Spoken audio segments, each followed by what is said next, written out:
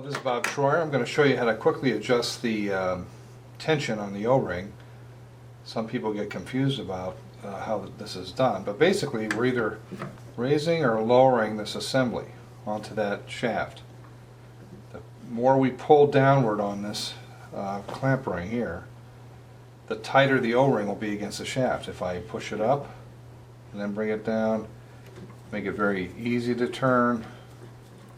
That's one condition. If I pull it down, actually pulling it down now, when I'm pulling it down, as I'm turning this and pulling to see how much resistance do I have. I want to get it to the point where I can turn it easily, but I do know that there's tension against that O-ring. And I'm very careful not to pull upwards on this spindle when I'm doing that. If I were to pull up like this, then I lose the entire connection. So you can't do that. You have to sort of press downward as you're pulling downward on the clamp ring and then turning. When you get to the point where you like it, you just tighten these two screws, retest it.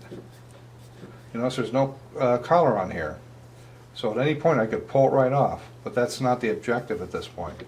What we're trying to do is simply get the right tension against that shaft. And when I get it to where I like it, I just tighten these. I can do a test. This is not clamped down, as you can see, but what we're noticing also is the slot on the top of the spindle. I want to make sure that's turning ever so slowly with every rotation, and that proves that the O-ring is pressing against that shaft. So once again, the more I pull down, well, grabbing the clamp ring in that position, I may need to loosen the screws a little bit more. If I pull down in this direction, it forces that O-ring against the shaft, makes it tighter. I can make it so tight eventually that I can't even turn it. Or I can raise it up, make it so easy it doesn't even touch. But the objective here is to get it so that it is touching the shaft.